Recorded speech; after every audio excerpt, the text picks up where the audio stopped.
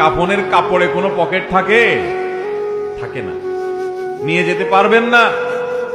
আপনি মারা যাওয়ার পরে যে কাফনের কাপড়টা কেনা হবে, আপনি জানেন সেটা টরে কাপড় কেনা হবে না? আপনি কি জানেন সেটা কোনো দামি কাপড় কেনা হবে না?